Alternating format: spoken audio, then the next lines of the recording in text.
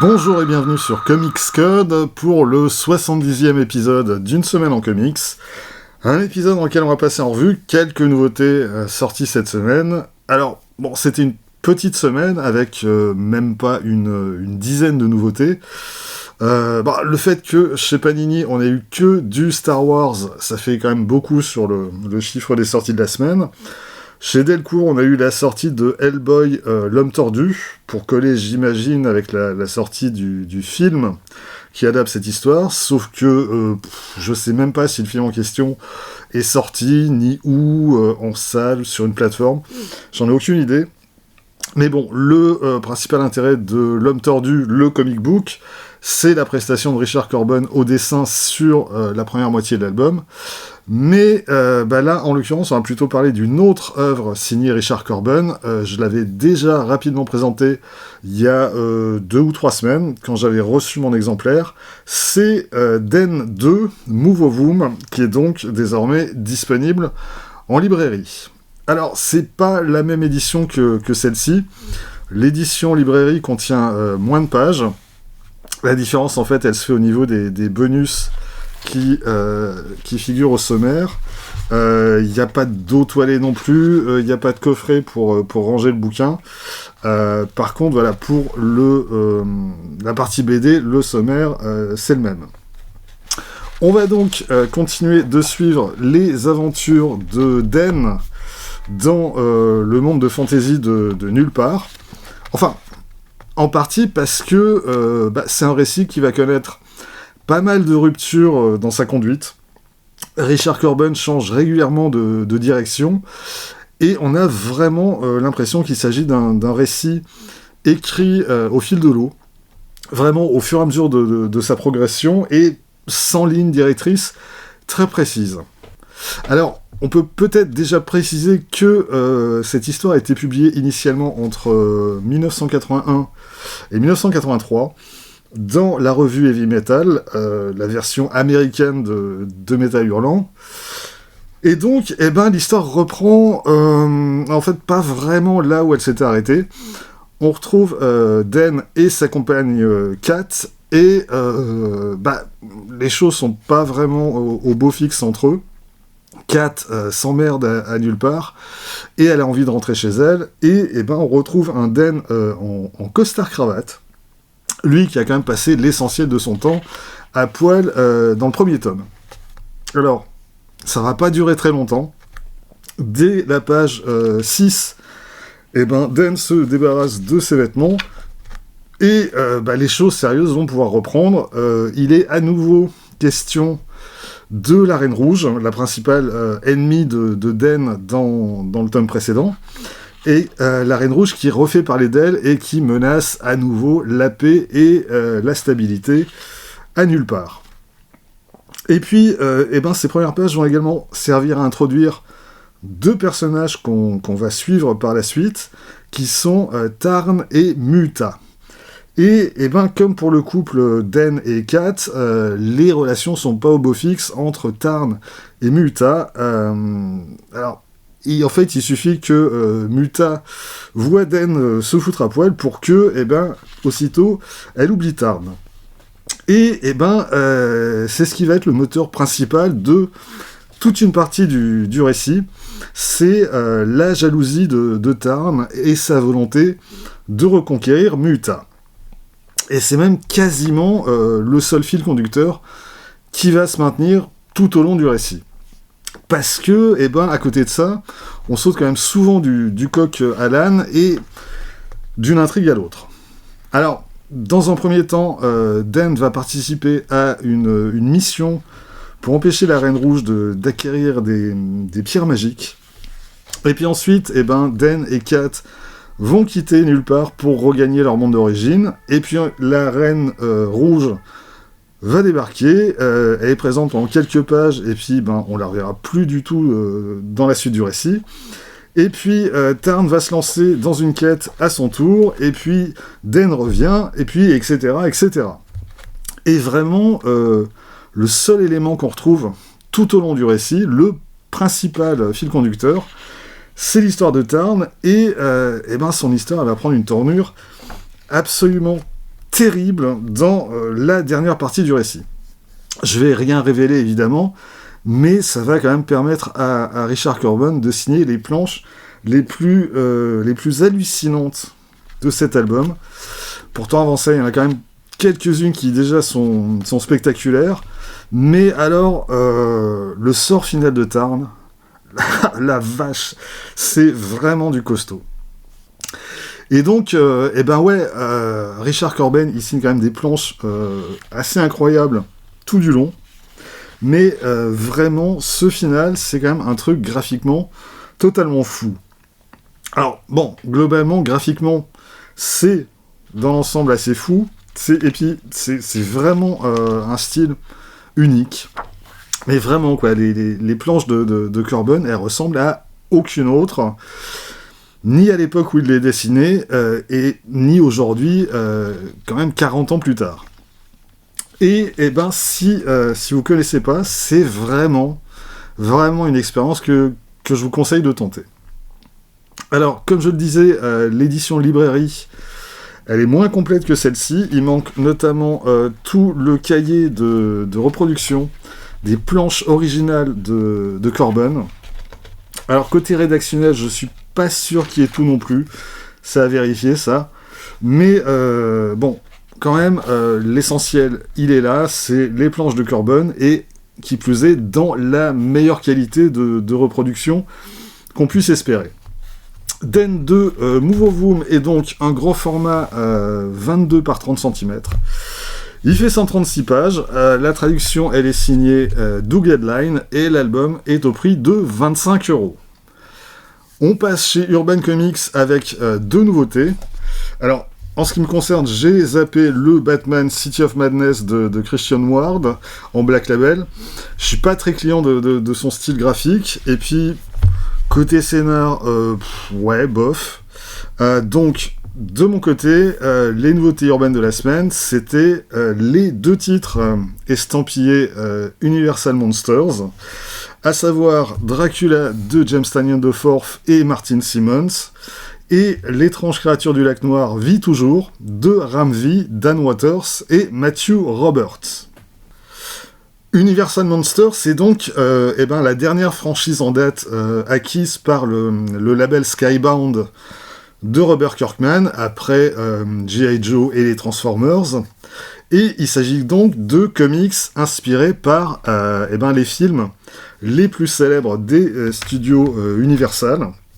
Des films qui ont en bonne partie été tournés dans les années 1930, même si La créature du lac noir, c'est une œuvre plus tardive. Et puis, c'est surtout des films qui ont marqué durablement l'imaginaire fantastique et qui ont imposé une certaine vision des œuvres qu'elles ont adaptées et des créatures qu'elles ont mises en scène, que ce soit Dracula, Frankenstein, le loup-garou et quelques autres. Alors, je parlais d'adaptation, mais en fait, James Tynion de Forth d'un côté et Ram V et Dan Waters de l'autre, ils ont abordé le sujet de manière vraiment très différente. On va commencer par le Dracula de Tynion et Martin Simmons, soit quand même le duo à l'origine de la meilleure série de ces dernières années. Je sais, je me répète, mais j'arrêterai pas de le répéter, c'est The Department of Truth.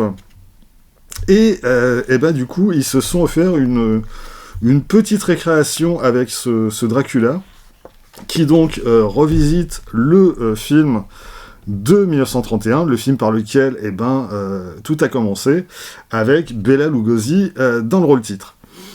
Et en fait, oui, il s'agit plus de revisiter ce film plutôt que d'en donner une adaptation fidèle. Alors déjà, pour commencer, Tynion, il zappe entièrement toute la première partie du film, celle où Renfield se rend en Transylvanie pour y rencontrer Dracula, et puis ensuite il revient avec lui par bateau. Ici, en fait, toute l'action va se situer à Londres. Dracula est déjà sur place, et Renfield, lui, il est déjà enfermé. Et puis ensuite, en fait, Tynion, il raconte la même histoire que le film, mais pas à travers les mêmes scènes. En fait, les principales scènes du film, elles sont absentes de la BD, et les principales scènes de la BD, eh ben, elles n'apparaissent pas dans le film, en tout cas pas telles quelles. Alors ça donne parfois des choses un petit peu bizarres. Il y a notamment une scène où Van Helsing fait référence à la scène où il présente un miroir à Dracula, qui est une scène qu'on ne trouve pas dans la BD, mais qui figure évidemment bien dans le film. Et on a comme ça quelques ellipses dans le récit. On a des allusions à des scènes qu'on trouve dans le film, mais qu'on va pas trouver dans ces pages. Mais, alors, ça fait pas du tout une lecture qui pourrait être perturbante, parce que, en fait, il me semble que tout ça renvoie à un point intéressant que James Tynion de Forth évoque dans sa préface, c'est que tout le monde a intégré, et le plus souvent inconsciemment, la structure et les principaux éléments de l'histoire de Dracula. Et même sans avoir forcément lu le roman de Bram Stoker, même sans avoir vu le film original de Todd Browning, ou les versions produites par la Hammer plus tard, ou même la version de Coppola, et ben en fait, l'histoire de Dracula, ça fait vraiment partie de notre inconscient collectif. Ça a infusé notre culture commune depuis des décennies. Et du coup, quand il raconte cette histoire, James Tynion de Forth, il peut se permettre différentes ellipses dans son récit, et il me semble que absolument n'importe qui, et même le consommateur très occasionnel d'histoires fantastiques, est capable, même sans s'en rendre compte, de combler les trous. Un autre élément de cette version, c'est que Dracula apparaît quasiment jamais au premier plan, hormis lors des séquences qui sont le plus souvent sans dialogue, où il va s'attaquer à une de ses proies. Mais on n'a pas les nombreuses scènes du film dans lesquelles Dracula dialogue et interagit avec les différents protagonistes. Ici, il est sans cesse en retrait du récit. Et Maxime Ledin, le traducteur du bouquin, il signe une postface que je trouve vraiment intéressante, où il dit notamment que dans ce récit, Dracula est avant tout une présence, voire un décor, qui enveloppe les pages où il apparaît. Et je trouve ça très juste, et c'est, à mon avis, parfaitement mis en scène par Martin Simmons, où en fait les apparitions de Dracula, elles viennent briser le cadre du récit, et sa présence, comme ça, elle s'étale sur des pleines pages, voire des doubles pages, et qui sont autant de ruptures dans le récit principal. Globalement, le truc le plus marquant de mon point de vue, c'est quand même la prestation de Martin Simmons. On sent qu'il s'est vraiment, vraiment fait plaisir sur ses planches. Le travail sur la narration, sur les couleurs, on le sent vraiment parfaitement à l'aise dans cet univers, et on a l'impression que James Tynion de Forth s'est avant tout mis au service de son illustrateur pour lui permettre de s'éclater.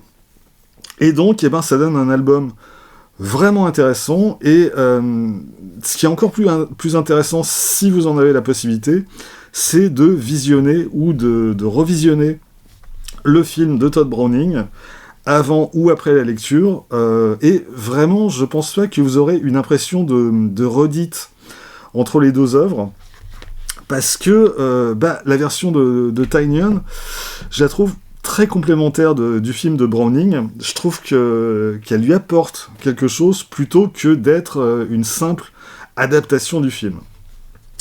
Donc, j'étais un poil sceptique au début, et dans l'absolu, je préférerais sans doute que Tynion et Simmons consacrent tout leur temps à The Department of Truth plutôt que à quoi que ce soit d'autre.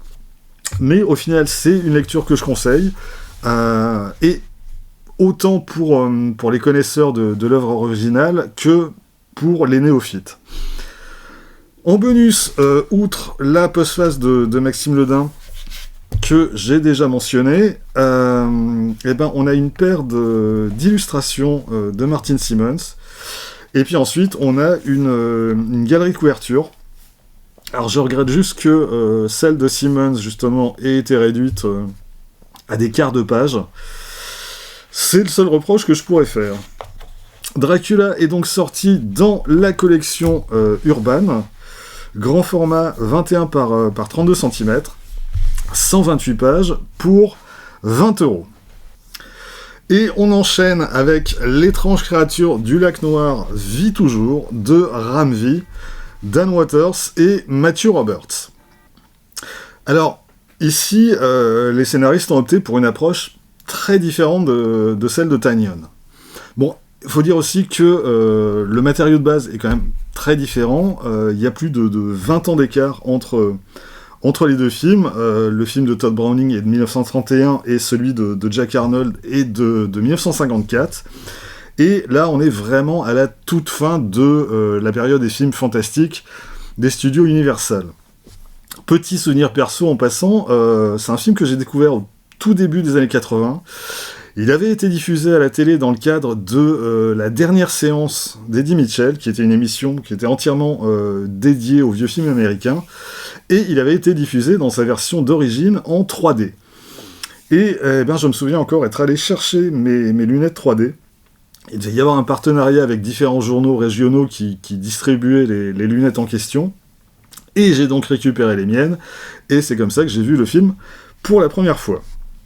Mais revenons à notre comic book. Contrairement à James Tynion IV, Ram V et Dan Watters ne vont pas revisiter l'œuvre originale, ils vont lui offrir une suite contemporaine. L'action se situe de nos jours, et on y suit Kate Marsden, qui est une journaliste qui se rend en Amazonie à la poursuite d'un tueur en série. Un tueur en série qui est passé à 2 doigts de la tuer. Et c'est devenu une obsession pour elle de retrouver cet homme.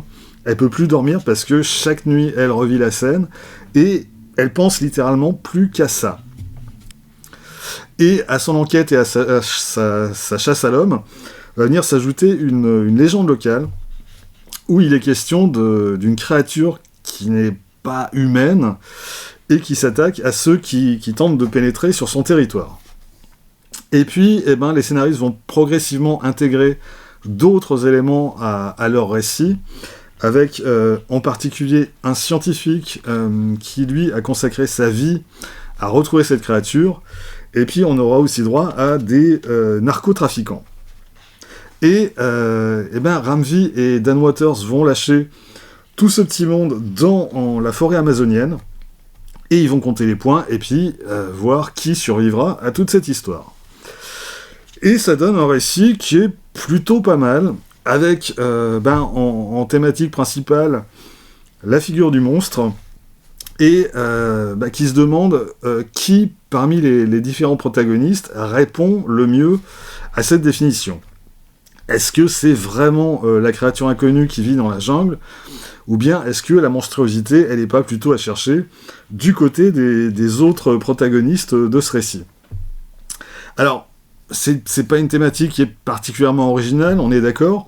Ça avait notamment été mieux traité et de manière quand même beaucoup plus exhaustive par Barry Windsor Smith dans son bien nommé Monstre, mais ça reste malgré tout intéressant.